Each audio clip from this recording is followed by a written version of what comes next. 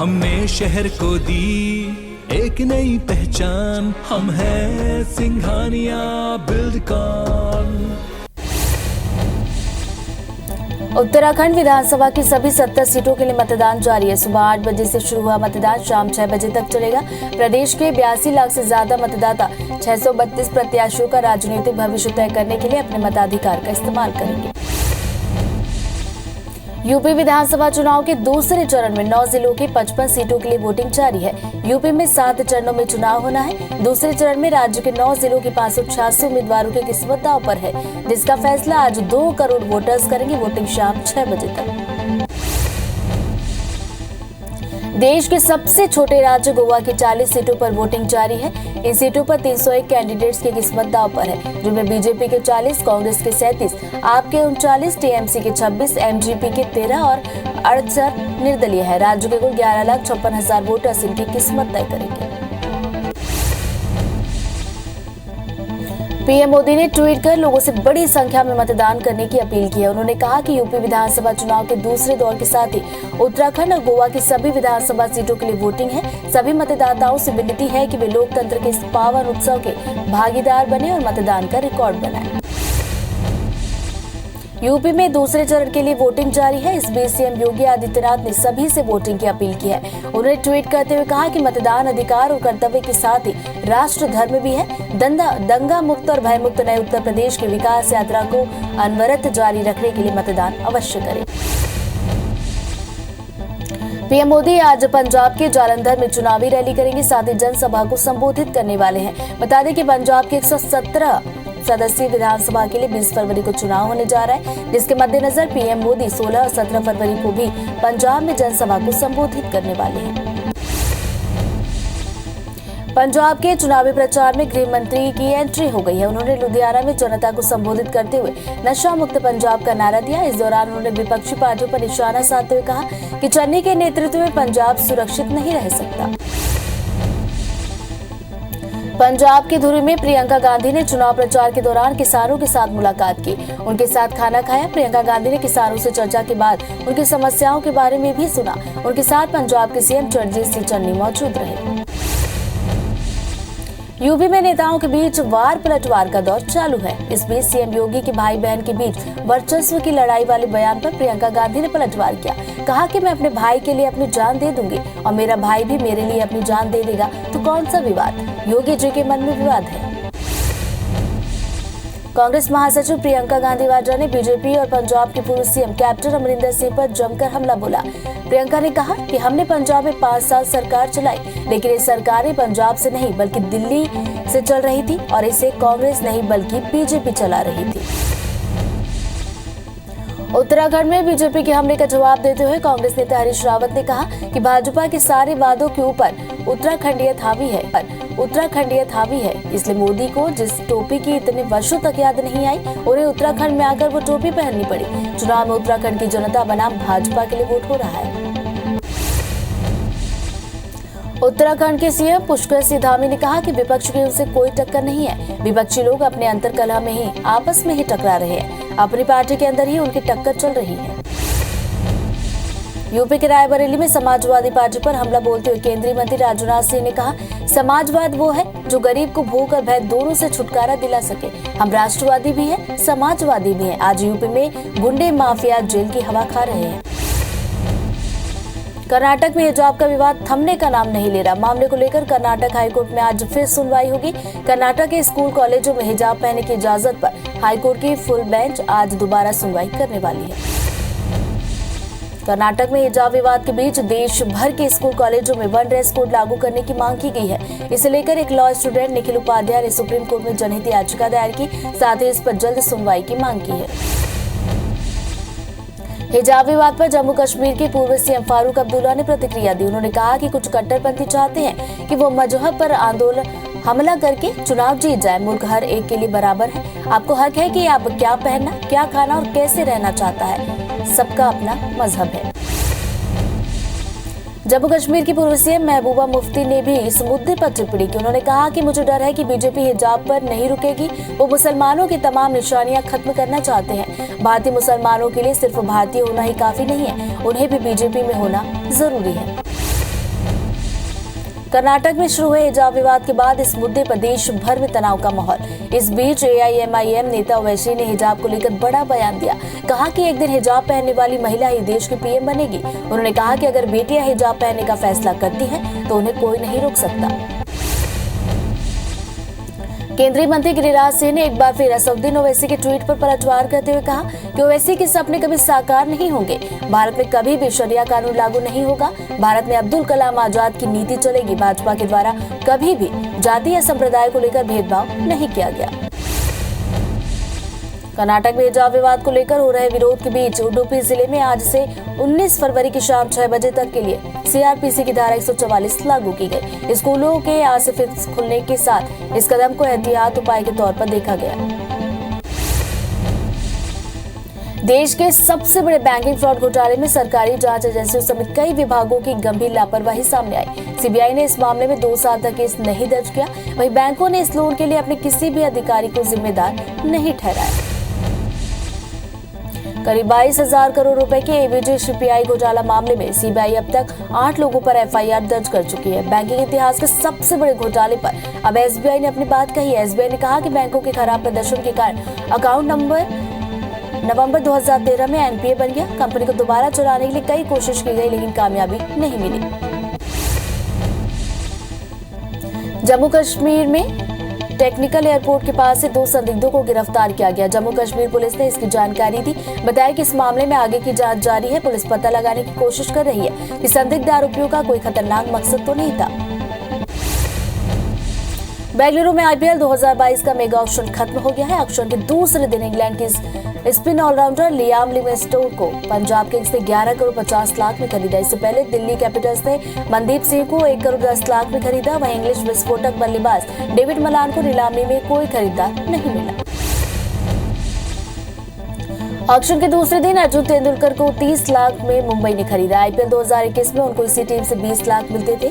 इसके अलावा David Miller को 3 करोड़ में गुजरात टाइटंस ने खरीदा। मिलर के ऊपर राजस्थान और गुजरात ने बोली लगाई थी। वहीं सैम बिलिंग्स को बेस प्राइस 2 करोड़ पर कोलकाता नाइट राइडर्स ने खरीदा। मध्य प्रदेश के फास्ट बॉलर आवेश खान को लखनऊ की टीम ने 10 करोड़ रुपए में खरीदा। तो IPL के इतिहास के सबसे महंगे अनकैप्ड यानी एक भी अंतर्राष्ट्रीय मैच नहीं खेलने वाले खिलाड़ी बन गए हैं। इससे पहले आवेश RCB और दिल्ली के लिए खेल चुके हैं। उन्हें भी उम्मीद नहीं थी कि वे इस मुकाम को हासिल कर लेंगे। IPL में 4 साल बाद छत्तीसगढ़ के प्लेयर को खेलने का मौका मिला। नीलामी में सनराइजर हैदराबाद ने शशांक सिंह को 20 लाख रुपए में खरीदा। मुंबई में जन्मे और पले बड़े शशांक का परिवार भिलाई का रहने वाला है। शशांक पहले वनडे और T20 टूर्नामेंट मुंबई की तरफ से खेलते थे।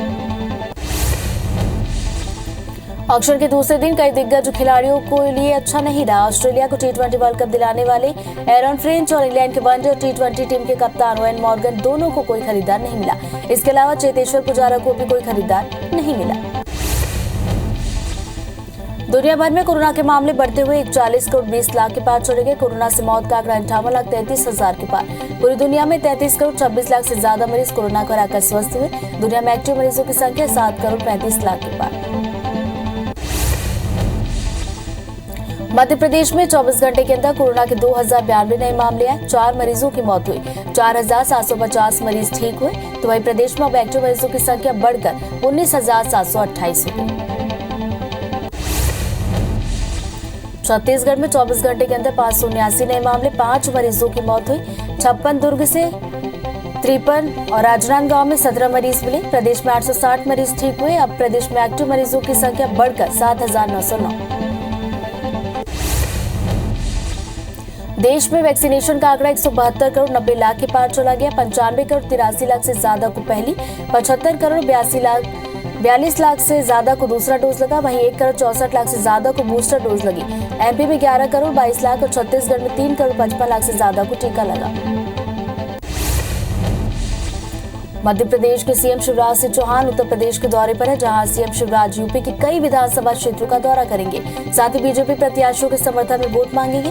बता दें कि इससे पहले मुख्यमंत्री शिवराज सिंह चौहान उत्तराखंड का चुनावी दौरा किया था। तो छत्तीसगढ़ के CM भूपेश बघेल भी आज यूपी में चुनाव प्रचार करेंगे। CM आज झांसी समेत बुंदेलखंड के कई विधानसभा क्षेत्रों में प्रचार करेंगे। साथ ही कांग्रेस प्रत्याशियों के समर्थन में वोट मांगेंगे।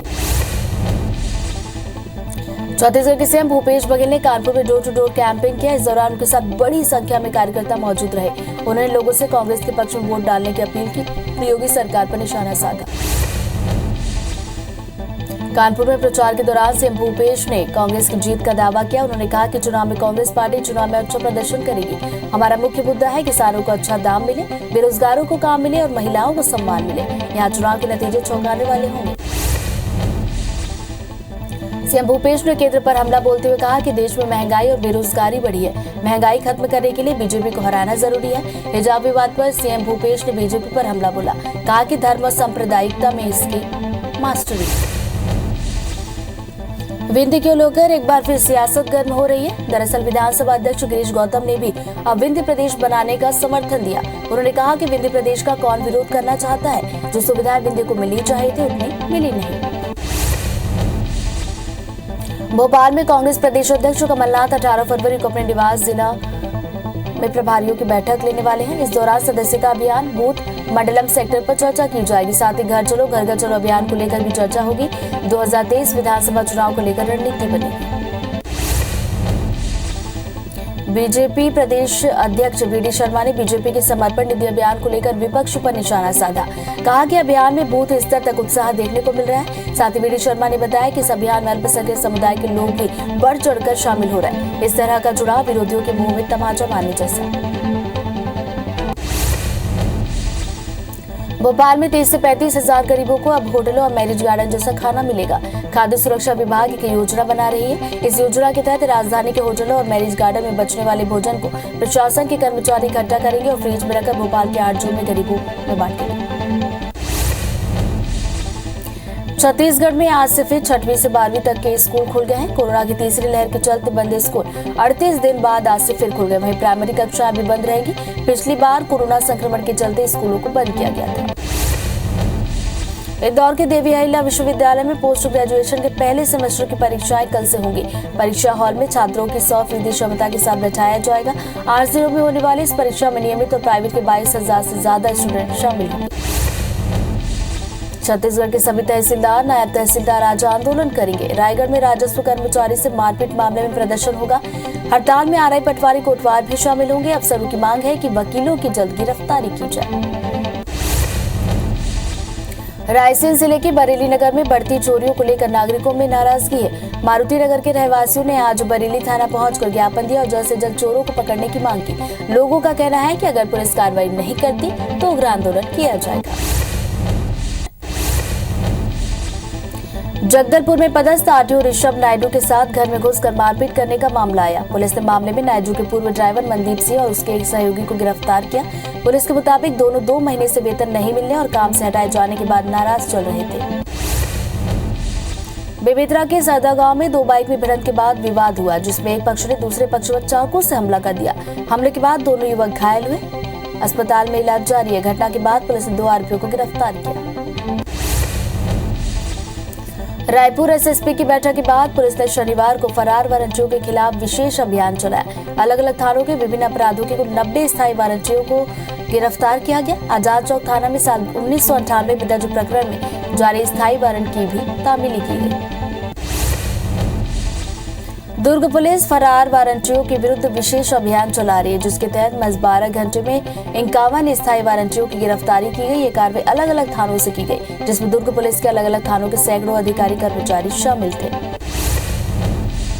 कवर्धा में आबकारी विभाग की टीम ने शराब तस्करी करते 2 युवकों को अरेस्ट किया। आरोपियों के पास से 24 पेटी अंग्रेजी शराब बरामद की गई। कीमत करीब 1.5 लाख रुपए बताई गई। फिलहाल आरोपियों को गिरफ्तार कर रिमांड पर भेजा गया। पुलिस जांच कर रही है।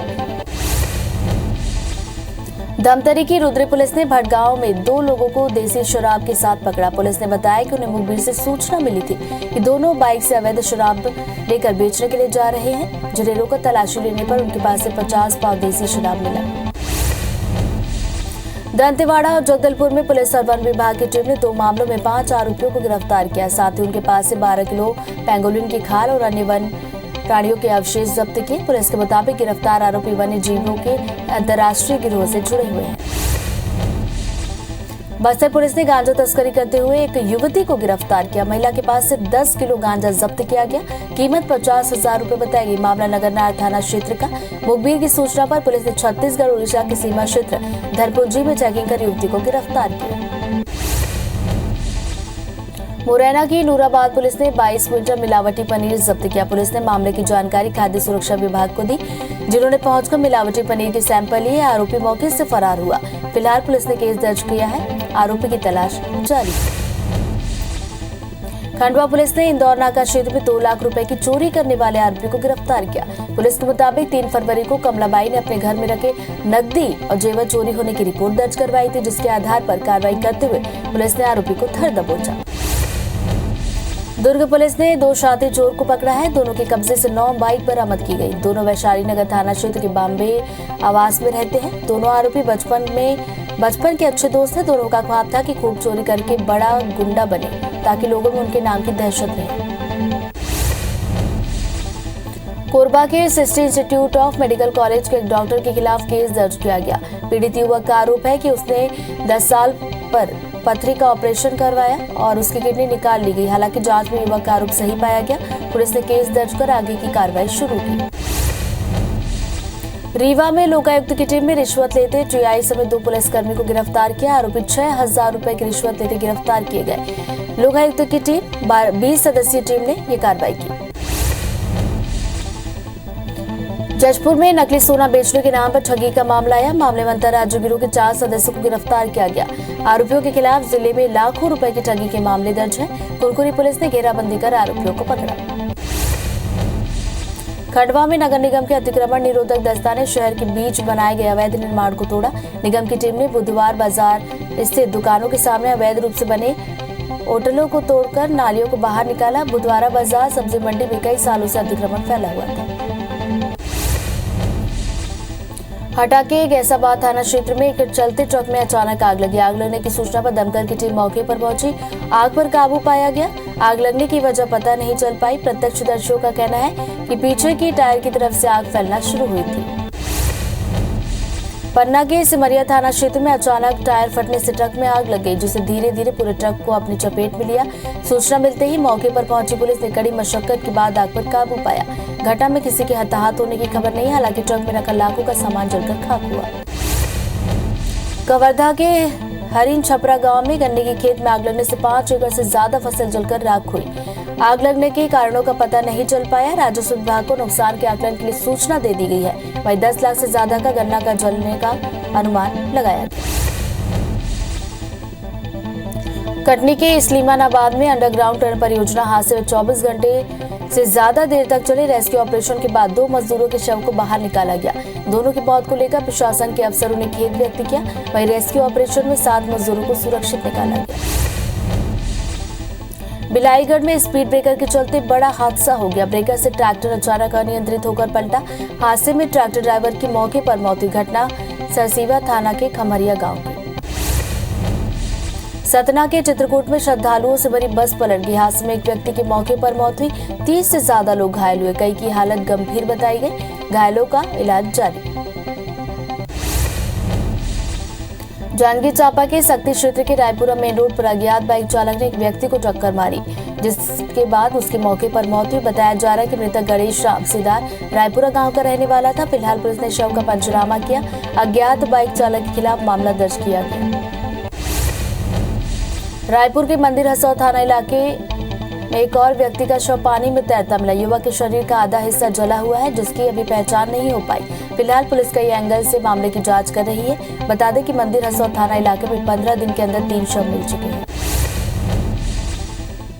टीकमगढ़ जिले के पलेरा थाना क्षेत्र में एक व्यक्ति की करंट लगने से मौत हुई, जिसका लाइव वीडियो सोशल मीडिया पर वायरल हुआ। ग्रामीणों ने बताया कि लाइनमैन अजय चौधरी ने गांव के राजेंद्र पाठक को विद्युत लाइन सुधार के लिए प्राइवेट तौर पर रख लिया था। आज बिजली के खंभे में लाइन में सुधार करते समय करंट लगने से राजेंद्र की मौत हुई। विदिशा के हुसैनपुर गांव में बोरम की खुदाई के दौरान मिट्टी धंसने से जेसीबी ऑपरेटर की मौत हुई।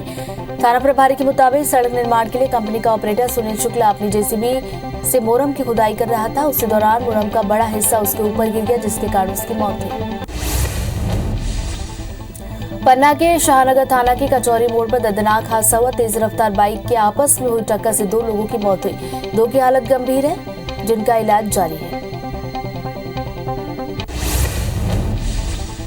खरोरा के धन वसूली प्राथमिक शाला के प्रधान पाठक ने फांसी लगाकर सुसाइड किया। मृतक ने स्कूल की खिड़की में फांसी लगाई है। सूचना मिलते ही मौके पर पहुंची खरोरा पुलिस ने शव को अपने कब्जे में लेकर जांच कर रही है। वहीं अभी तक सुसाइड का कारण अज्ञात है।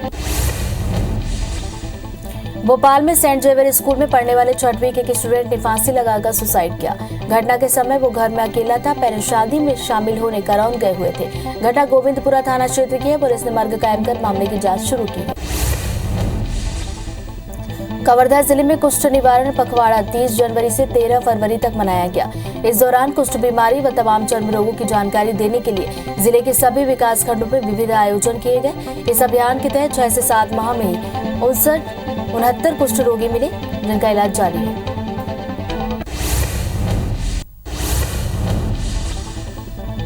उत्तराखंड विधानसभा की सभी 70 सीटों के लिए मतदान जारी है। सुबह 8 बजे से शुरू हुआ मतदान शाम 6 बजे तक चलेगा। प्रदेश के 82 लाख से ज्यादा मतदाता 632 प्रत्याशियों का राजनीतिक भविष्य तय करने के लिए अपने मताधिकार का इस्तेमाल करेंगे। यूपी विधानसभा चुनाव के दूसरे चरण में 9 जिलों के 55 सीटों के लिए वोटिंग जारी है। यूपी में 7 चरणों में चुनाव होना है। दूसरे चरण में राज्य के 9 जिलों के 586 उम्मीदवारों की किस्मत दांव पर है, जिसका फैसला आज 2 करोड़ वोटर्स करेंगे। वोटिंग शाम 6 बजे तक।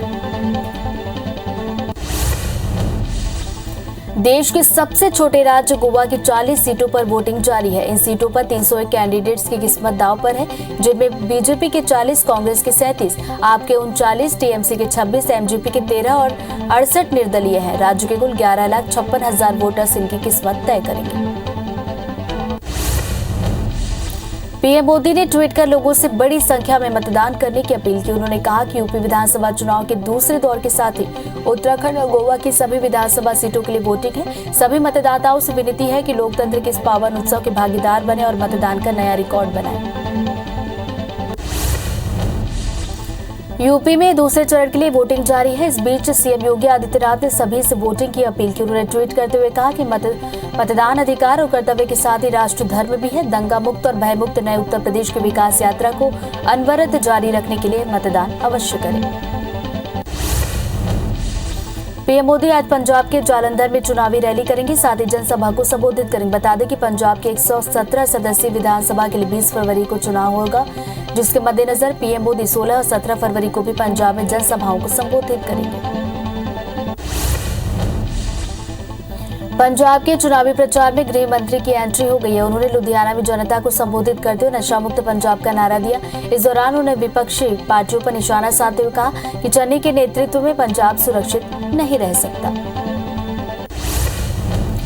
उत्तर प्रदेश में नेताओं के बीच वार पलटवार का दौर चालू है। इस बीच सीएम योगी के भाई बहन के बीच वर्चस्व की लड़ाई वाले बयान पर प्रियंका गांधी ने पलटवार किया। उन्होंने कहा कि मैं अपने भाई के लिए अपनी जान दूंगी और मेरा भाई भी मेरे लिए अपनी जान दे देगा, तो विवाद कौन सा? योगी जी के मन में विवाद है। कांग्रेस महासचिव प्रियंका गांधी ने बीजेपी और पंजाब के पूर्व सीएम कैप्टन अमरिंदर सिंह पर हमला बोला। प्रियंका ने कहा कि हमने पंजाब में 5 साल सरकार चलाई, लेकिन इस सरकार ने पंजाब से नहीं बल्कि दिल्ली से चल रही थी और इसे कांग्रेस नहीं बल्कि बीजेपी चला रही थी। उत्तराखंड में बीजेपी के हमले का जवाब देते हुए कांग्रेस नेता हरीश रावत ने कहा कि भाजपा के सारे वादों के ऊपर उत्तराखंडियत हावी है, इसलिए मोदी जी को जिस टोपी की इतने वर्षों तक याद नहीं आई, उन्होंने उत्तराखंड में आकर वो टोपी पहननी पड़ी। चुनाव में उत्तराखंड की जनता बनाम भाजपा के लिए वोट हो रहा है। उत्तराखंड के सीएम पुष्कर सिंह धामी ने कहा कि विपक्ष की उनसे कोई टक्कर नहीं। विपक्षी लोग अपने अंतरकलह में आपस में ही टकरा रहे हैं। अपनी पार्टी के अंदर ही उनकी टक्कर चल रही है। यूपी के रायबरेली में समाजवादी पार्टी पर हमला बोलते हुए केंद्रीय मंत्री राजनाथ सिंह ने कहा, समाजवाद वह है जो गरीब को भूख और भय दोनों से छुटकारा दिला सके। हम राष्ट्रवादी भी है, समाजवादी भी हैं। आज यूपी में गुंडे माफिया जेल की हवा खा रहे हैं।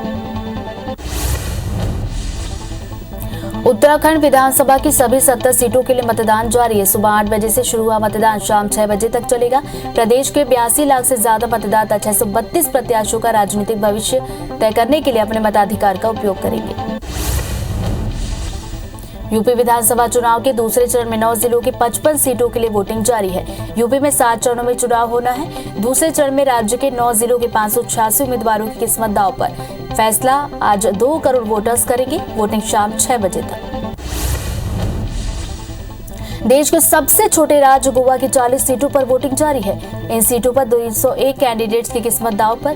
बीजेपी के 40, कांग्रेस के 37, आप के 39, टीएमसी के 26 तो वहीं एमजीपी के 13 और 68 निर्दलीय हैं। राज्य के कुल 11,56,000 वोटर्स इनकी किस्मत तय करेंगे। पीएम मोदी ने ट्वीट कर लोगों से बड़ी संख्या में मतदान करने की अपील की। उन्होंने कहा कि यूपी विधानसभा चुनाव के दूसरे दौर के साथ ही उत्तराखंड और गोवा की सभी विधानसभा सीटों के लिए वोटिंग है। सभी मतदाताओं से विनती है कि वे लोकतंत्र के इस पावन उत्सव के भागीदार बने और मतदान का नया रिकॉर्ड बनाएं। यूपी में दूसरे चरण के लिए वोटिंग जारी है। इस बीच सीएम योगी आदित्यनाथ ने सभी से वोटिंग की अपील की। उन्होंने ट्वीट करते हुए कहा, मतदान अधिकार और कर्तव्य के साथ ही राष्ट्र धर्म भी है।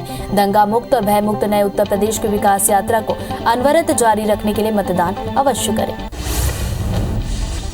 पीएम मोदी आज पंजाब के जालंधर में चुनाव रैली करेंगे, साथ ही जनसभा को संबोधित करेंगे। बता दें कि पंजाब की 117 सदस्यीय विधानसभा के लिए 20 फरवरी को चुनाव होगा, जिसके मद्देनजर पीएम मोदी ने 16 और 17 फरवरी को भी पंजाब में जनसभाओं को संबोधित करने वाले हैं। पंजाब के चुनावी प्रचार में गृह मंत्री की एंट्री हुई है। उन्होंने लुधियाना में जनता को संबोधित करते हुए नशा मुक्त पंजाब का नारा दिया। इस दौरान उन्होंने विपक्षी पार्टियों पर निशाना साधा। कहा कि चन्नी के नेतृत्व में पंजाब सुरक्षित नहीं रह सकता। उत्तराखंड के सीएम पुष्कर सिंह धामी ने कहा कि विपक्ष की ओर से कोई टक्कर नहीं है। विपक्षी लोग अपने अंतर्कलह में आपस में ही टकरा रहे हैं। अपनी ही पार्टी के अंदर ही उनकी टक्कर चल रही है। यूपी के रायबरेली में समाजवादी पार्टी पर हमला बोलते हुए केंद्रीय मंत्री राजनाथ सिंह ने कहा, समाजवाद वह है जो गरीब को भूख और भय दोनों से छुटकारा दिला दे।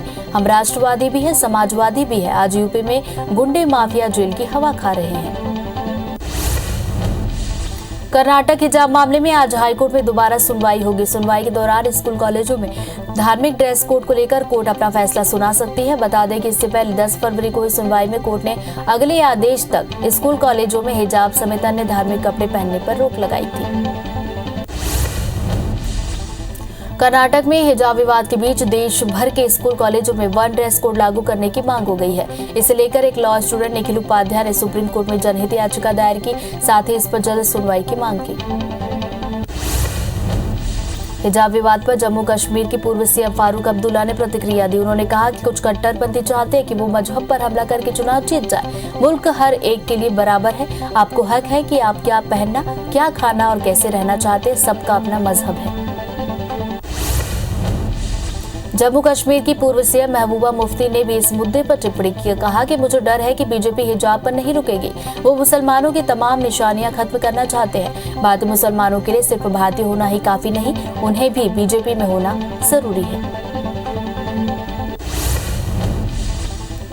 कर्नाटक में हिजाब विवाद को लेकर हो रहे विरोध के बीच उडुपी जिले में आज 19 फरवरी की शाम 6 बजे तक के लिए सीआरपीसी की धारा 144 लागू की गई। स्कूलों के आज से फिर खुलने के साथ ही इस कदम को एहतियात के तौर पर उठाया गया। देश के सबसे बड़े बैंकिंग फ्रॉड घोटाले में सरकारी जांच एजेंसियों समेत कई विभागों की गंभीर लापरवाही आई। सीबीआई ने इस मामले में 2 साल तक केस नहीं दर्ज किया। वहीं बैंकों ने इस लोन के लिए अपने किसी भी अधिकारी को जिम्मेदार नहीं ठहराया। करीब 22,000 करोड़ रुपए के एबीजे शिपयार्ड घोटाला मामले में सीबीआई अब तक 8 लोगों पर एफआईआर दर्ज कर चुकी है। बैंकिंग इतिहास के सबसे बड़े घोटाले पर अब एसबीआई ने अपनी बात कही है। एसबीआई ने कहा कि बैंकों के खराब प्रदर्शन के कारण अकाउंट नवंबर 2013 में एनपीए बन गया। कंपनी को दोबारा चलाने के लिए कई कोशिशें की गई, लेकिन कामयाबी नहीं मिली। हफ्ते के पहले उत्तराखंड विधानसभा की सभी 70 सीटों के लिए मतदान जारी है। सुबह 8 बजे से शुरू हुआ मतदान शाम 6 बजे तक चलेगा। प्रदेश के 82 लाख से ज्यादा मतदाता 632 प्रत्याशियों का राजनीतिक भविष्य तय करने के लिए अपने मताधिकार का उपयोग करेंगे।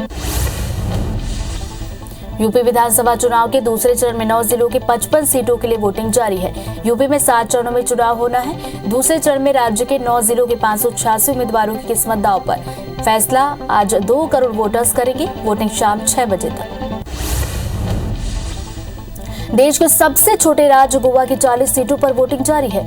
इन सीटों पर 201 कैंडिडेट्स की किस्मत दांव पर। बीजेपी के 40, कांग्रेस के 37, आप के 39, टीएमसी के 26 तो वहीं एमजीपी के 13 और 68 निर्दलीय हैं। राज्य के कुल 11,56,000 वोटर्स इनकी किस्मत तय करेंगे। पीएम मोदी ने ट्वीट कर लोगों से बड़ी संख्या में मतदान करने की अपील की। उन्होंने कहा कि यूपी विधानसभा चुनाव के दूसरे दौर के साथ ही उत्तराखंड और गोवा की सभी विधानसभा सीटों के लिए वोटिंग है। सभी मतदाताओं से विनती है कि वे लोकतंत्र के इस पावन उत्सव के भागीदार बने और मतदान का नया रिकॉर्ड बनाएं। यूपी में दूसरे चरण के लिए वोटिंग जारी है। इस बीच सीएम योगी आदित्यनाथ ने सभी से वोटिंग की अपील की। उन्होंने ट्वीट करते हुए कहा, मतदान अधिकार और कर्तव्य के साथ ही राष्ट्र धर्म भी है। दंगा मुक्त और भय मुक्त नए उत्तर प्रदेश की विकास यात्रा को अनवरत जारी रखने के लिए मतदान अवश्य करें। पीएम मोदी आज पंजाब के जालंधर में चुनाव रैली करेंगे, साथ ही जनसभा को संबोधित करेंगे। बता दें कि पंजाब की 117 सदस्यीय विधानसभा के लिए 20 फरवरी को चुनाव होगा, जिसके मद्देनजर पीएम मोदी ने 16 और 17 फरवरी को भी पंजाब में जनसभाओं को संबोधित करने वाले हैं। पंजाब के चुनावी प्रचार में गृह मंत्री की एंट्री हुई है। उन्होंने लुधियाना में जनता को संबोधित करते हुए नशा मुक्त पंजाब का नारा दिया। इस दौरान उन्होंने विपक्षी पार्टियों पर निशाना साधा, कहा कि चन्नी के नेतृत्व में पंजाब सुरक्षित नहीं रह सकता। उत्तराखंड के सीएम पुष्कर सिंह धामी ने कहा कि विपक्ष की ओर से कोई टक्कर नहीं है। विपक्षी लोग अपने अंतरकलह में आपस में ही टकरा रहे, अपनी ही पार्टी के अंदर ही उनकी टक्कर चल रही है। यूपी के रायबरेली में समाजवादी पार्टी पर हमला बोलते हुए केंद्रीय मंत्री राजनाथ सिंह ने कहा, समाजवाद वह है जो गरीब को भूख और भय दोनों से छुटकारा दिला दे।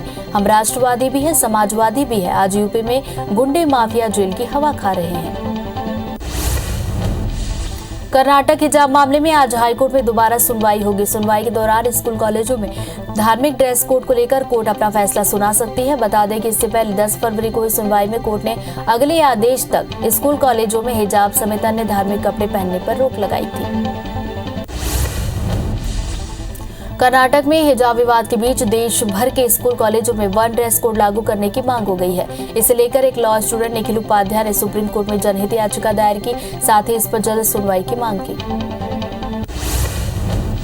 हिजाब विवाद पर जम्मू कश्मीर के पूर्व सीएम फारूक अब्दुल्ला ने प्रतिक्रिया दी। उन्होंने कहा कि कुछ कट्टरपंथी चाहते हैं कि वो मजहब पर हमला करके चुनाव जीत जाए। मुल्क हर एक के लिए बराबर है। आपको हक है कि आप क्या पहनना, क्या खाना और कैसे रहना चाहते हैं। सबका अपना मजहब है। जम्मू कश्मीर की पूर्व सीएम महबूबा मुफ्ती ने भी इस मुद्दे पर टिप्पणी की, कहा कि मुझे डर है कि बीजेपी हिजाब पर नहीं रुकेगी।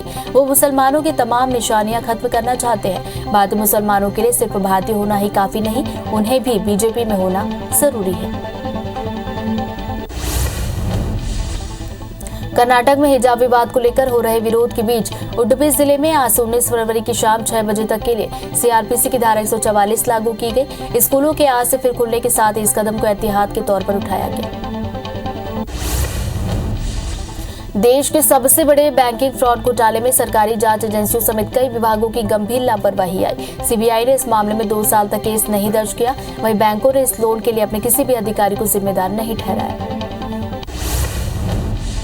करीब 22,000 करोड़ रुपए के एबीजे शिपयार्ड घोटाला मामले में सीबीआई अब तक 8 लोगों पर एफआईआर दर्ज कर चुकी है। बैंकिंग इतिहास के सबसे बड़े घोटाले पर अब एसबीआई ने अपनी बात कही है। एसबीआई ने कहा कि बैंकों के खराब प्रदर्शन के कारण अकाउंट नवंबर 2013 में एनपीए बन गया। कंपनी को दोबारा चलाने के लिए कई कोशिशें की गई, लेकिन कामयाबी नहीं मिली। हफ्ते की पहले भारी गिरावट के साथ हुई। आज सेंसेक्स 1,163 पॉइंट्स टूटकर 56,989 अंक पर पहुंच गया, जिससे निवेशकों को पहले ही मिनट में 5 करोड़ रुपए का घाटा हुआ। वहीं निफ्टी 362 अंक गिरकर 17,012 पर कारोबार कर रहा है। भारतीय अंतरिक्ष अनुसंधान संगठन यानी इसरो ने सोमवार सुबह 5:59 पर श्रीहरिकोटा में सतीश धवन अंतरिक्ष केंद्र के 3 उपग्रहों को लॉन्च किया। ये launching polar satellite launch vehicle PSLV C-52 के जरिए हुई। ये साल 2022 के इसरो का पहला अभियान।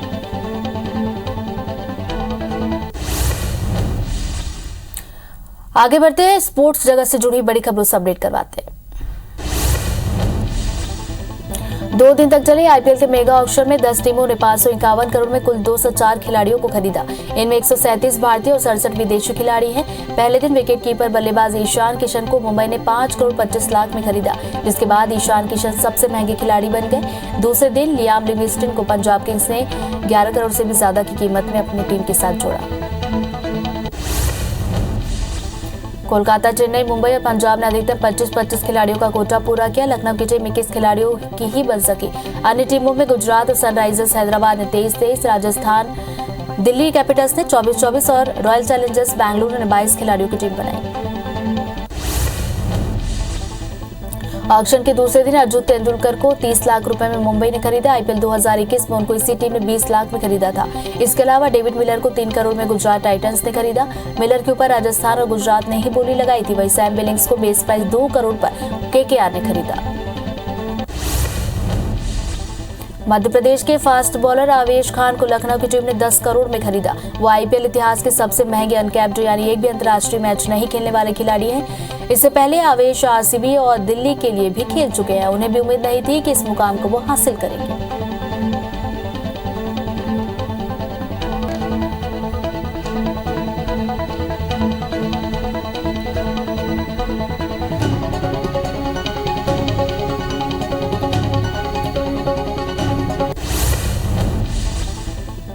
आईपीएल में 4 साल बाद छत्तीसगढ़ के प्लेयर को खेलने का मौका मिला।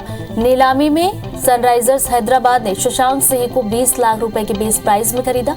मुंबई में जन्मे और पले बड़े शशांक का परिवार भिलाई का रहने वाला है। शशांक पहले वनडे और टी20 टूर्नामेंट में मुंबई की तरफ से खेला करते थे। ऑक्शन के दूसरे दिन कई दिग्गज खिलाड़ियों के लिए अच्छा नहीं रहा। मिस्टर आईपीएल के नाम से मशहूर सुरेश रैना को कोई खरीदार नहीं मिला। ऑस्ट्रेलिया को वर्ल्ड कप जिताने वाले एरन फिंच, इंग्लैंड के वनडे और टी20 टीम के कप्तान ओवेन मॉर्गन को भी कोई खरीदार नहीं मिला। चेतेश्वर पुजारा भी अनसोल्ड रहे।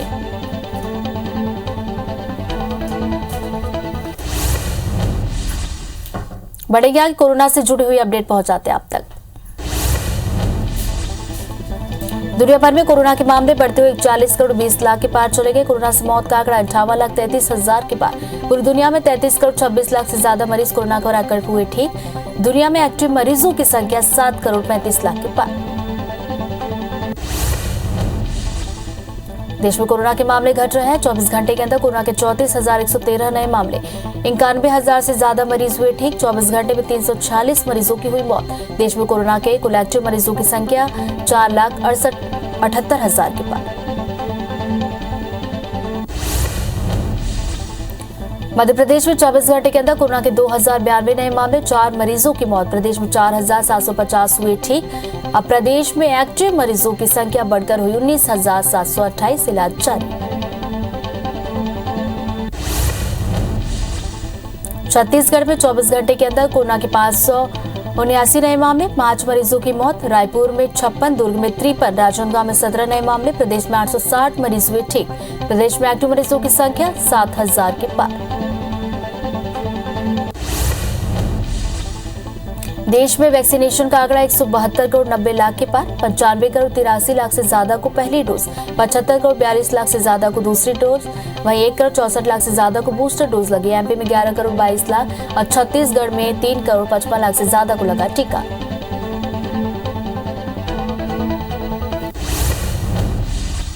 फास्ट 50 में अब देखेंगे छत्तीसगढ़ मध्य प्रदेश से जुड़ी हुई बड़ी खबरें।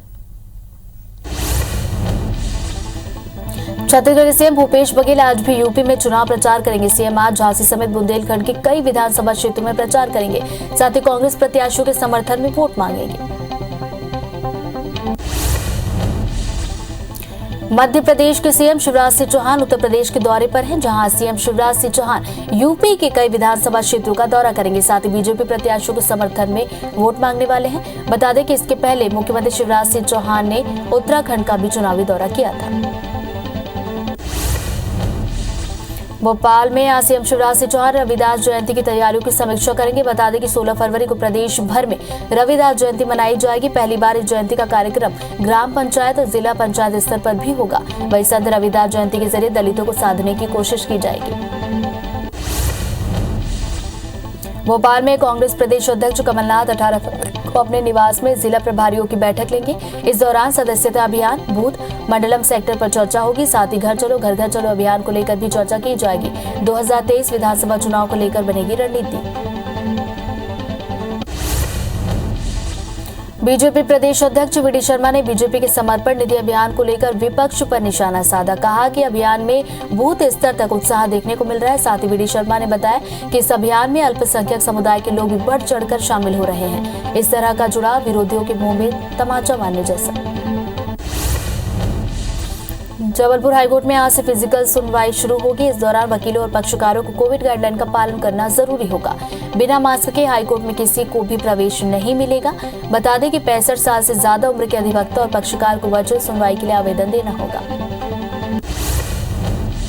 छत्तीसगढ़ में आज से फिर 6वीं से 12वीं तक के स्कूल खुल गए हैं। कोरोना की तीसरी लहर के चलते बंद स्कूल 38 दिन बाद आज से फिर से खुले हैं। वहीं प्राइमरी कक्षाओं की बात की जाए तो बंद रहेंगी। पिछली बार कोरोना संक्रमण के चलते स्कूलों को बंद किया गया था।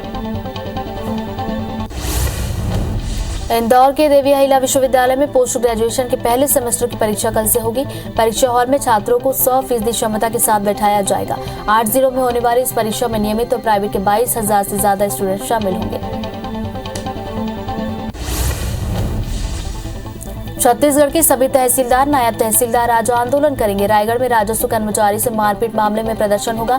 हड़ताल में आरआई, पटवारी, कोटवार भी शामिल होंगे। अफसरों की मांग है कि वकीलों की गिरफ्तारी जल्द की जाए। जगदलपुर में पदस्थ आरटीओ ऋषभ नायडू के साथ घर में घुसकर मारपीट करने का मामला आया। पुलिस ने मामले में नायडू के पूर्व ड्राइवर मनदीप सिंह और उसके एक सहयोगी को गिरफ्तार किया। पुलिस के मुताबिक दोनों 2 महीने से वेतन नहीं मिलने और काम से हटाए जाने के बाद नाराज चल रहे थे। बेमेतरा के सरदा गांव में 2 बाइक पे भिड़ंत के बाद विवाद हुआ, जिसपे एक पक्ष ने दूसरे पक्ष पर चाकू से हमला किया। हमले के बाद दोनों युवक घायल हो गए। इलाज के लिए अस्पताल में भर्ती कराया गया। घटना के बाद पुलिस ने दोनों आरोपियों को गिरफ्तार किया। दुर्ग पुलिस फरार वारंटियों के विरुद्ध विशेष अभियान चला रही है, जिसके तहत महज 12 घंटे में 51 स्थायी वारंटियों की गिरफ्तारी की गई। ये कार्रवाई अलग अलग थानों से हुई है, जिसमें दुर्ग पुलिस के अलग अलग थानों के सैकड़ों अधिकारी कर्मचारी शामिल थे। कवर्धा में आबकारी विभाग की टीम ने शराब तस्करी करते 2 युवकों को गिरफ्तार किया। आरोपियों के पास से 24 पेटी अंग्रेजी शराब बरामद की गई, जिनकी कीमत करीब 1.5 लाख रुपए बताई गई है। फिलहाल आरोपियों को गिरफ्तार कर रिमांड पर भेजा गया। पुलिस मामले की जाँच कर रही है। धमतरी की रुद्री पुलिस ने भटगांव गांव में 2 लोगों को देसी शराब के साथ पकड़ा। पुलिस ने बताया कि उन्हें मुखबिर से सूचना मिली थी कि दोनों बाइक से अवैध शराब लेकर बेचने के लिए जा रहे हैं, जिन्हें रोक तलाशी लेने पर उनके पास से 50 पाव देसी शराब बरामद की गई।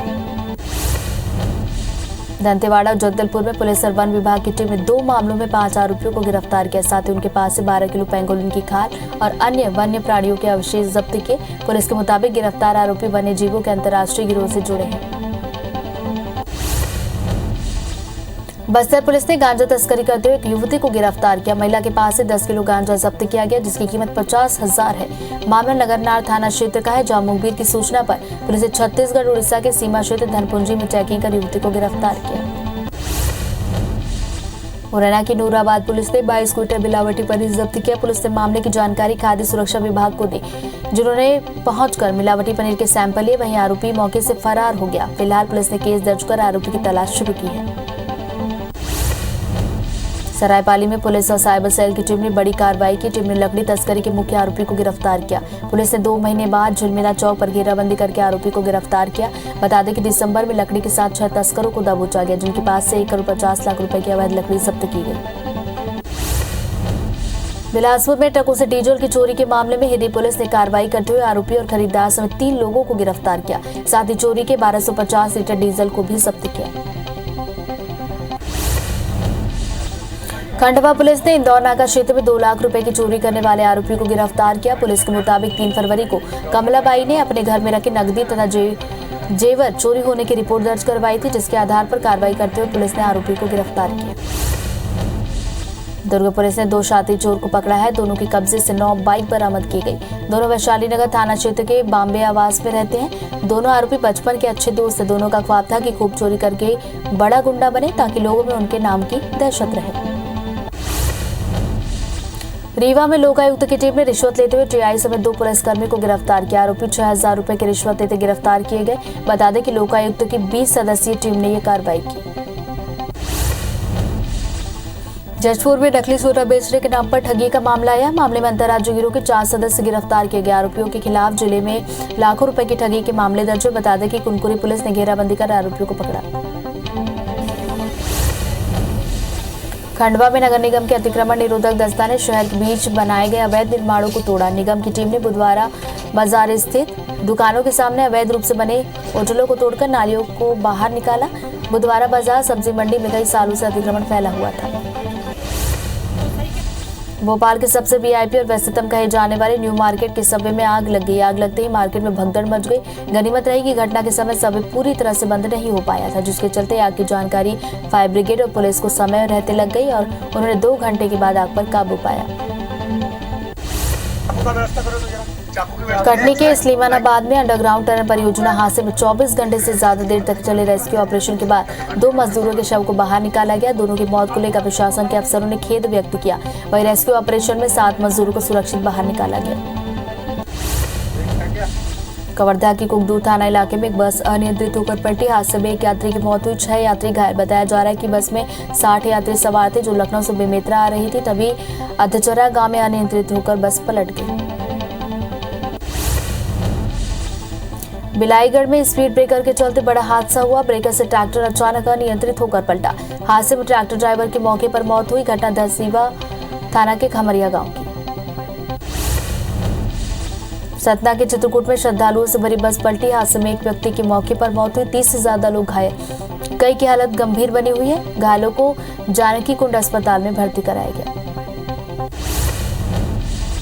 जांजगीर चांपा के सक्ती क्षेत्र के रायपुरा मेन रोड पर अज्ञात बाइक चालक ने एक व्यक्ति को टक्कर मारी, जिससे उसकी मौके पर मौत हुई। बताया जा रहा है कि मृतक रायपुरा गांव का रहने वाला था। फिलहाल पुलिस ने शव का पंचनामा किया है और अज्ञात बाइक चालक के खिलाफ मामला दर्ज किया है।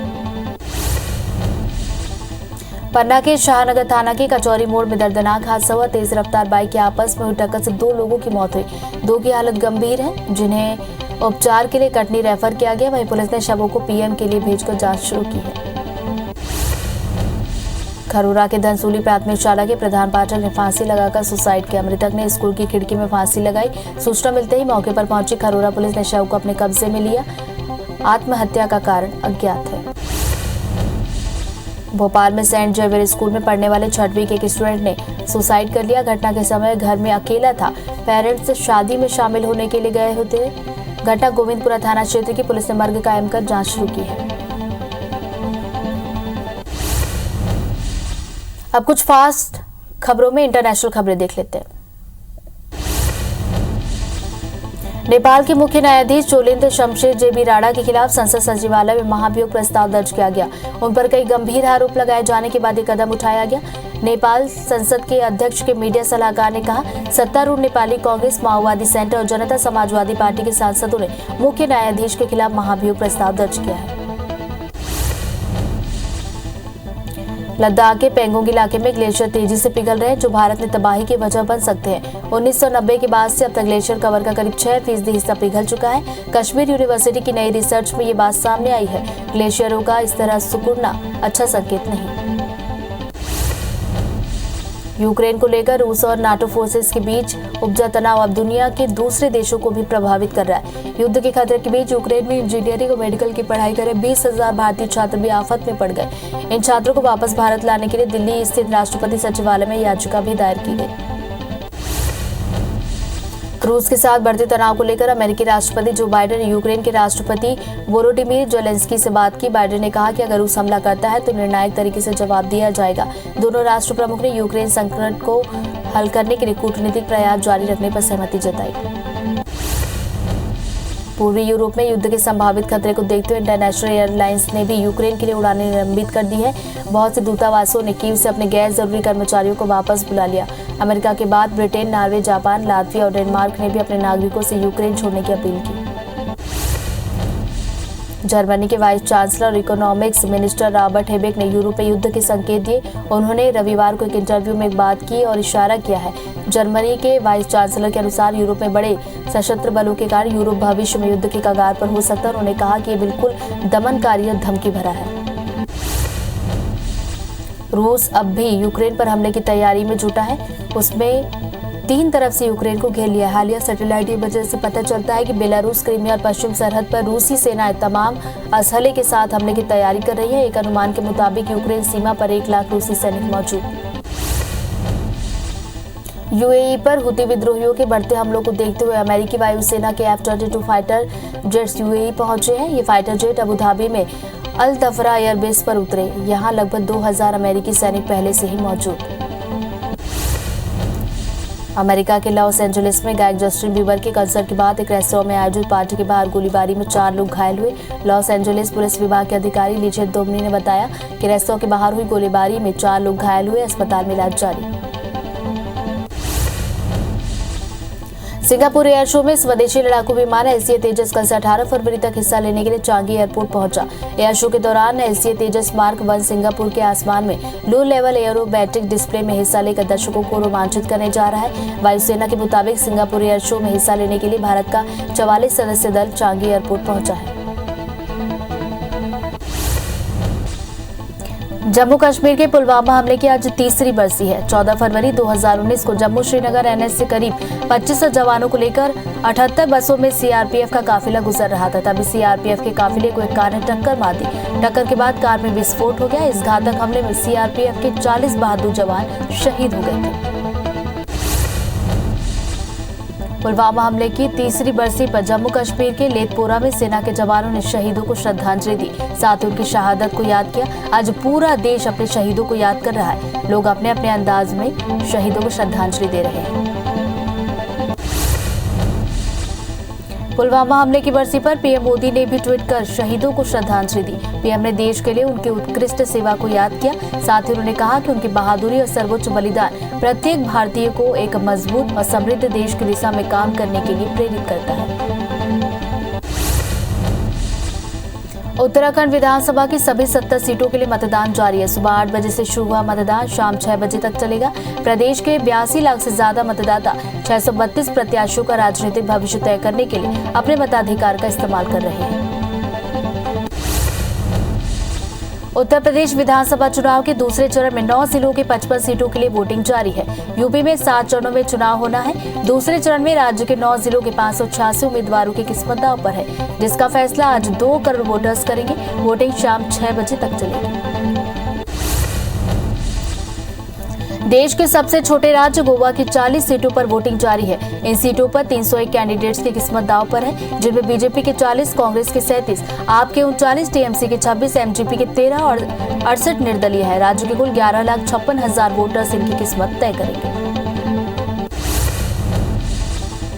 उत्तर प्रदेश के रामपुर में केंद्रीय मंत्री मुख्तार अब्बास नकवी ने मतदान किया। इससे पहले केंद्रीय मंत्री नकवी वोट डालने के लिए लाइन में खड़े दिखे। यूपी में दूसरे चरण के मतदान के लिए लोगों में खासा उत्साह देखने को मिला। गोवा में विधानसभा चुनाव के लिए मतदान जारी है। इस बीच राज्यपाल पीएस श्रीधरन पिल्लई और उनकी पत्नी ने मतदान केंद्र संख्या 15 पर मतदान किया। साथ ही लोगों से लोकतंत्र के महापर्व में बढ़ चढ़कर हिस्सा लेने की अपील की। उत्तराखंड के सीएम पुष्कर सिंह धामी ने खटीमा में मतदान किया। इसके साथ ही उन्होंने लोगों से मतदान करने की अपील की। उन्होंने कहा कि सभी लोग घरों से बाहर आइए और वोटिंग के लिए सभी पुराने रिकॉर्ड तोड़ दीजिए। हम आश्वस्त हैं कि इस बार राज्य की जनता हमें 60 से ज्यादा सीटें देकर आशीर्वाद देगी। यूपी विधानसभा चुनाव के दूसरे चरण का मतदान जारी है। इसी बीच शाहजहांपुर में राज्य के वित्त मंत्री सुरेश खन्ना मंदिर में दर्शन के लिए पहुंचे। बाद में उन्होंने मतदान केंद्र पहुंचकर वोट किया। उन्होंने कहा कि हम 300 से ज्यादा सीटें जीतेंगे। शाहजहांपुर में 6 सीटें जीतेंगे।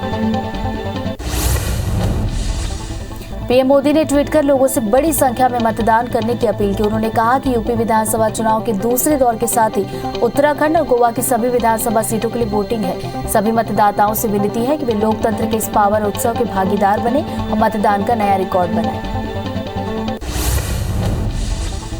केंद्रीय गृह मंत्री अमित शाह ने भी ट्वीट कर कहा कि गोवा की बहनों और भाइयों से बड़ी संख्या में मतदान करने का आग्रह करता हूं। एक स्थिर, निर्णायक और भ्रष्टाचार मुक्त सरकार ही राज्य का विकास सुनिश्चित कर सकती है। इसलिए आप सभी से अपील है कि बाहर आए और समृद्ध गोवा के लिए वोट करें। यूपी में दूसरे चरण के लिए वोटिंग जारी है। इस बीच सीएम योगी आदित्यनाथ ने सभी से वोटिंग की अपील की है। उन्होंने ट्वीट करते हुए कहा कि मतदान अधिकार और कर्तव्य के साथ ही राष्ट्र धर्म भी है। दंगा मुक्त और भयमुक्त नए उत्तर प्रदेश की विकास यात्रा को अनवरत जारी रखने के लिए मतदान जरूर करें। पूर्व मुख्यमंत्री मायावती ने वोटिंग को लेकर कहा कि अपने जान माल इज्जत आबरू की तरह अपने वोट की भी रक्षा कीजिए। सभी प्रकार की लालच और भय से मुक्त होकर वोट डालने के संवैधानिक हक का इस्तेमाल कीजिए। आप सबका एक एक वोट देश के संविधान और लोकतंत्र की असली ताकत है। आपके इस प्रयास में बीएसपी हमेशा आपके साथ खड़ी है। यूपी चुनाव में भाजपा की जीत के सवाल पर सीएम योगी आदित्यनाथ ने कहा कि प्रथम चरण के चुनाव के बाद स्थिति साफ होती जा रही है। मैं विश्वास के साथ कह सकता हूं कि भाजपा उत्तर प्रदेश में प्रचंड बहुमत की सरकार बनाएगी और इसमें कोई संदेह नहीं होना चाहिए। उत्तर प्रदेश विधानसभा चुनाव के दूसरे चरण के मतदान के बीच धार्मिक कट्टरपंथियों पर निशाना साधते हुए सीएम योगी ने कहा कि गजवाए हिंद का सपना कभी पूरा नहीं होगा। सरकार संविधान के अनुसार काम करेगी, न कि शरीयत कानून के तहत काम किया जाएगा।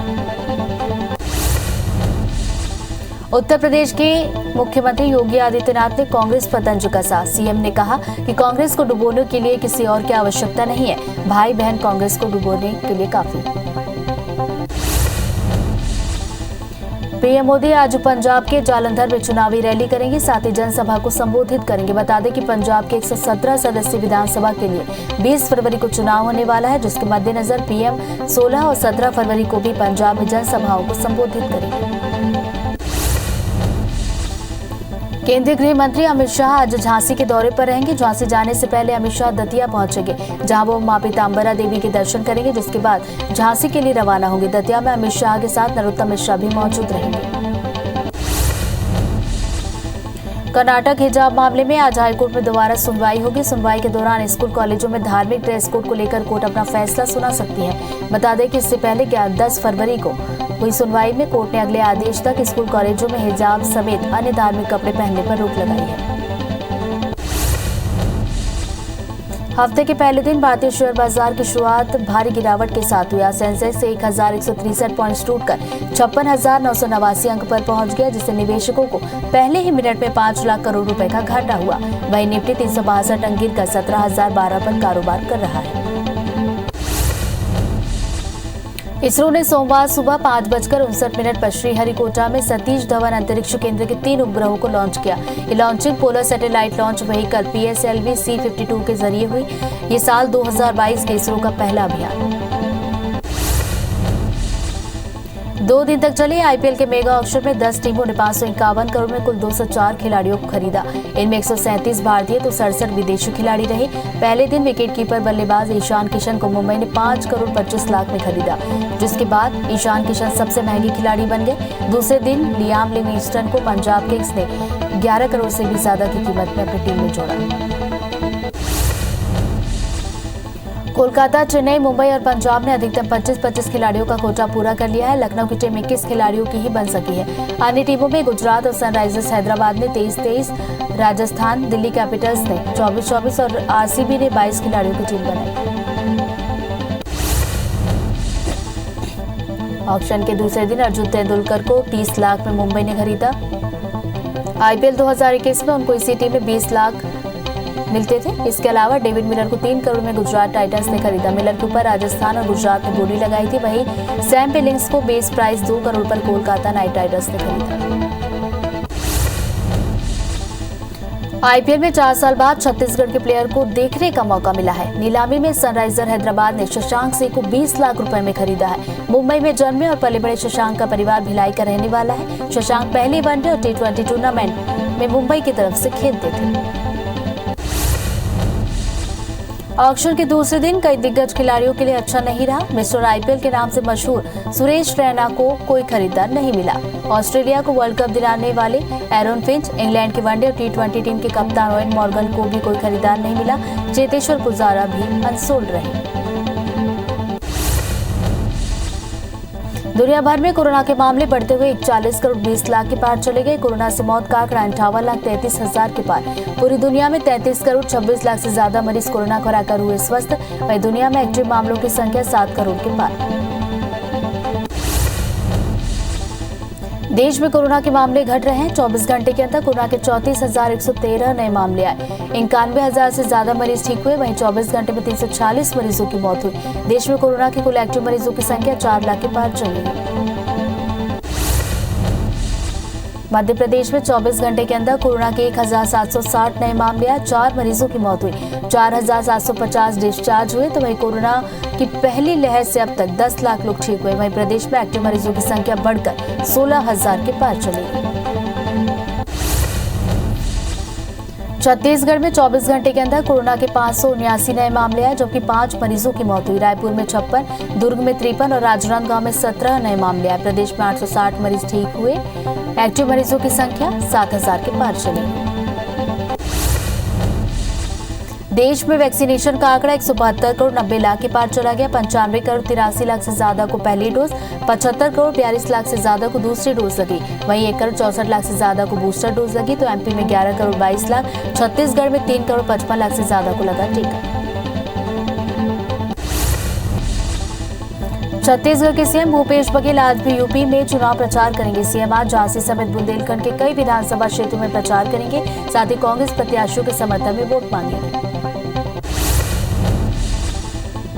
भोपाल में आज सीएम शिवराज संत रविदास की जयंती की तैयारियों की समीक्षा करने वाले हैं। बता दें कि 16 फरवरी को प्रदेश भर में रविदास जयंती मनाई जाएगी। पहली बार इस जयंती का कार्यक्रम ग्राम पंचायत और जिला पंचायत स्तर पर होगा।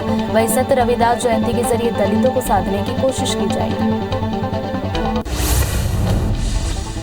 भोपाल में कांग्रेस प्रदेश अध्यक्ष कमलनाथ 18 फरवरी को अपने निवास में जिला प्रभारियों की बैठक लेंगे। इस दौरान सदस्यता अभियान, बूथ, मंडलम सेक्टर पर चर्चा की जाएगी। साथ ही घर चलो घर घर चलो अभियान को लेकर भी चर्चा होगी। वहीं 2023 विधानसभा चुनाव की रणनीति बनेगी। गृह मंत्री ताम्रध्वज साहू आज अपने गृह क्षेत्र का दौरा करेंगे। आज दुर्ग ग्रामीण विधानसभा नौगांव में गृह मंत्री जनसंपर्क करने वाले हैं। बता दें कि गृह मंत्री लगातार अपने क्षेत्र का दौरा कर रहे हैं। एमपी के जल संसाधन मंत्री तुलसी सिलावट का आज इंदौर का दौरा है। इस दौरे में वो सांवेर विधानसभा में कई कार्यक्रम में शामिल होंगे, जिनमें ग्राम झलारिया में मूर्ति की स्थापना करेंगे। वहीं शाम 4 बजे इंदौर में स्थानीय कार्यक्रमों में शिरकत करेंगे। पूर्व मंत्री बीसी शर्मा ने विधायक निधि की राशि 2 करोड़ से 5 करोड़ बढ़ाने की मांग उठाई है। उन्होंने कहा कि विधायक निधि की राशि सांसदों के समान होनी चाहिए, क्योंकि विधायक के पास ज्यादा से ज्यादा काम आते हैं। साथ ही विधायक निधि के लिए जारी होने वाली राशि के नियम भी सरल होने चाहिए। जबलपुर हाईकोर्ट में आज से फिजिकल सुनवाई शुरू हुई है। इस दौरान वकीलों और पक्षकारों को कोविड गाइडलाइन का पालन करना जरूरी होगा। वह बिना मास्क के हाईकोर्ट में किसी को प्रवेश नहीं दिया जाएगा। बता दें कि 65 साल से ज्यादा उम्र के अधिवक्ता और पक्षकार को वर्चुअल सुनवाई के लिए आवेदन देना होगा। छत्तीसगढ़ में आज से 6वीं से 12वीं तक के स्कूल खुल गए हैं। कोरोना की तीसरी लहर के चलते बंद स्कूल को 38 दिन के बाद आज से खोला गया। वहीं प्राइमरी कक्षाएं भी बंद रहेंगी। पिछली बार कोरोना संक्रमण के चलते स्कूलों को बंद किया गया था। इंदौर के देवी अहिल्या विश्वविद्यालय में पोस्ट ग्रेजुएशन के पहले सेमेस्टर की परीक्षा कल से होगी। परीक्षा हॉल में छात्रों को 100% क्षमता के साथ बिठाया जाएगा। 8 जिलों में होने वाली इस परीक्षा में नियमित और प्राइवेट के 22,000 से ज्यादा स्टूडेंट शामिल होंगे। तहसील कार्यालय में कर्मचारियों से मारपीट मामले में राजधानी रायपुर में भी विरोध प्रदर्शन किया गया। तहसीलदार, नायब तहसीलदार, पटवारी आरआई ने काम बंद कर विरोध प्रदर्शन किया। रायगढ़ में वकील और तहसीलदार के बीच मारपीट हुई थी, जिसके बाद से कर्मचारियों में नाराजगी थी। रायगढ़ तहसील कार्यालय में मारपीट मामले में तहसीलदार और राजस्व अधिकारियों ने कलेक्टर को ज्ञापन सौंपा। साथ ही अधिकारियों ने घटना के विरोध में अनिश्चितकालीन हड़ताल पर जाने का ऐलान किया। इस हड़ताल का 6 से ज्यादा कर्मचारी अधिकारी संगठन ने समर्थन किया। उन्होंने कहा कि जब तक सभी दोषियों की गिरफ्तारी के बाद हड़ताल खत्म होगी। कबीरधाम जिला के बोरमदेव चौकी के गांव में आदिवासी महिला से दुष्कर्म का मामला आया। महिला घर पर अकेली थी, जिसका फायदा उठाकर आरोपी ने डरा धमकाकर रेप की घटना को अंजाम दिया। पीड़ित की शिकायत पर आरोपी को ग्राम झंडे से गिरफ्तार कर रिमांड पर भेजा गया। मामले की जांच जारी है। बेमेतरा के सरदा गांव में 2 बाइक में भिड़ंत के बाद विवाद हुआ, जिसमें एक पक्ष ने दूसरे पक्ष पर चाकू से हमला किया। हमले के बाद दोनों युवक घायल हुए, जिनको इलाज के लिए अस्पताल में भर्ती किया गया। घटना के बाद पुलिस ने 2 आरोपियों को गिरफ्तार किया। जगदलपुर में पदस्थ आरटीओ ऋषभ नायडू के साथ घर में घुसकर मारपीट करने का मामला आया। पुलिस ने मामले में नायडू के पूर्व ड्राइवर मनदीप सिंह और उसके एक सहयोगी को गिरफ्तार किया। पुलिस के मुताबिक दोनों 2 महीने से वेतन नहीं मिलने और काम से हटाए जाने के बाद से नाराज चल रहे थे। दंतेवाड़ा और जगदलपुर में पुलिस और वन विभाग की टीम ने 2 मामलों में 5 आरोपियों को गिरफ्तार किया। साथ ही उनके पास से 12 किलो पेंगोलिन की खाल और अन्य वन्य प्राणियों के अवशेष जब्त किए। पुलिस के मुताबिक गिरफ्तार आरोपी वन्य जीवों के अंतर्राष्ट्रीय गिरोह से जुड़े हैं। बस्तर पुलिस ने गांजा तस्करी करते हुए एक युवती को गिरफ्तार किया। महिला के पास से 10 किलो गांजा जब्त किया गया। कीमत 50,000 रुपए बताई गई। मामला नगरनार थाना क्षेत्र का है, जहां मुखबिर की सूचना पर पुलिस ने छत्तीसगढ़ उड़ीसा के सीमा क्षेत्र धनपुंजी में चेकिंग कर युवती को गिरफ्तार किया।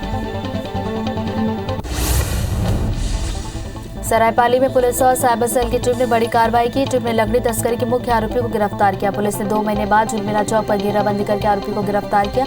दिसंबर में लकड़ी के साथ 6 तस्करों को दबोचा गया था, जिनके पास से 1,50 लाख रुपए की अवैध लकड़ी जब्त हुई थी। भोपाल के सबसे वीआईपी और व्यस्ततम कहे जाने वाले न्यू मार्केट की सबवे में आग लग गई। आग लगते ही मार्केट में भगदड़ मची। गनीमत रही कि घटना के समय सबवे पूरी तरह से बंद नहीं हो पाया था, जिसके चलते आग की जानकारी फायर ब्रिगेड और पुलिस को समय पर लगी। 2 घंटे के बाद आग पर काबू पाया गया। कटनी के इस्लीमानाबाद में अंडरग्राउंड टनल परियोजना हादसे में 24 घंटे से ज्यादा देर तक चले रेस्क्यू ऑपरेशन के बाद 2 मजदूरों के शव को बाहर निकाला गया। दोनों की मौत को लेकर प्रशासन के अफसरों ने खेद व्यक्त किया। रेस्क्यू ऑपरेशन में 7 मजदूरों को सुरक्षित निकाला गया। कवर्धा में लखनऊ से बेमित्रा आ रही बस अनियंत्रित होकर पलटी। हादसे में एक यात्री की मौत हुई, 6 लोग घायल हुए। बस में 60 यात्री सवार थे, 6 लोग घायल हुए। घटना कुकदुर थाना के अधचरा गांव की। बिलासपुर में ट्रकों से डीजल की चोरी के मामले में हिटी पुलिस ने कार्रवाई करते हुए आरोपी और खरीदार समेत 3 लोगों को गिरफ्तार किया। चोरी के 1250 लीटर डीजल को जब्त किया गया। बिलाईगढ़ में स्पीड ब्रेकर के चलते बड़ा हादसा हुआ। ब्रेकर से ट्रैक्टर अचानक अनियंत्रित होकर पलटा। हादसे में ट्रैक्टर ड्राइवर की मौत। घटना सरसीवा थाना के खमरिया गांव की। जांजगीर चांपा के शक्ति क्षेत्र के रायपुरा मेन रोड पर अज्ञात बाइक चालक ने एक व्यक्ति को टक्कर मार दी, जिससे उसकी मौके पर मौत हुई। मृतक रायपुरा गांव का रहने वाला था। फिलहाल पुलिस ने शव का पंचनामा किया, जांच जारी। पत्थल गांव के तबकरा वन क्षेत्र में हाथियों का उत्पात जारी। हाथियों ने 3 गांव के 6 घरों को तोड़ा। जामबहार, अबीरा और सुंडरू गांव में 2 दिन से हाथियों का उत्पात। हाथियों ने किसानों की फसल को किया बर्बाद। कवर्धा जिले में 14 हाथियों के दल ने दस्तक दी। हाथी मध्य प्रदेश से होते हुए जिले की सीमा तक पहुंचे। एमपी-सीजी बॉर्डर पर बसे गांव में हाथियों ने जमकर मचाया उत्पात। जिले से लगे गांवों में अलर्ट जारी। 3 महीने पहले भी हाथियों का दल पहुंचा था गांव में। प्रदेश में कड़ाके की ठंड से लोग परेशान। पश्चिमी विक्षोभ के असर से हवाओं का रुख बदला। तापमान में हल्की बढ़ोतरी के साथ आज से प्रदेश को मिलेगी ठंड से राहत। मंगलवार को प्रदेश के कुछ हिस्सों में बारिश की संभावना। जबलपुर, छिंदवाड़ा, बालाघाट, डिंडौरी, मंडला, शहडोल, कटनी, नरसिंहपुर में भी गरज चमक के साथ हो सकती है बारिश। अंबिकापुर के सरगुजा संभाग में लगातार ठंड का सितम जारी। अंबिकापुर का न्यूनतम तापमान 8 डिग्री तक पहुंचा। बलरामपुर में 5 डिग्री, बैकुंठपुर में 8 डिग्री। मौसम विभाग की माने तो ठंड पड़ने से फरवरी में 10 सालों का रिकॉर्ड टूटा। शीतलहर के कारण ठंड से राहत नहीं मिली। नेपाल के मुख्य न्यायाधीश चोलेन्द्र शमशेर जेबी राणा के खिलाफ संसद सचिवालय में महाभियोग प्रस्ताव दर्ज। उन पर कई गंभीर आरोप लगाए गए। नेपाल संसद के अध्यक्ष के मीडिया सलाहकार ने कहा, सत्तारूढ़ नेपाली कांग्रेस, माओवादी सेंटर और जनता समाजवादी पार्टी के सांसदों ने मुख्य न्यायाधीश के खिलाफ महाभियोग प्रस्ताव किया दर्ज। लद्दाख के पैंगोंग इलाके में ग्लेशियर तेजी से पिघल रहे हैं, जो भारत में तबाही की वजह बन सकते। 1990 के बाद से अब तक ग्लेशियर कवर का करीब 6% हिस्सा पिघला। कश्मीर यूनिवर्सिटी की नई रिसर्च में बात आई सामने। ग्लेशियरों का इस तरह सिकुड़ना अच्छा संकेत नहीं। यूक्रेन को लेकर रूस और नाटो फॉर बेस के बीच उपजा तनाव अब दुनिया के दूसरे देशों को भी प्रभावित कर रहा है। युद्ध के खतरे के बीच यूक्रेन में इंजीनियरिंग और मेडिकल की पढ़ाई कर रहे 20,000 भारतीय छात्र भी आफत में। इन छात्रों को वापस भारत लाने के लिए दिल्ली स्थित राष्ट्रपति सचिवालय में याचिका दायर।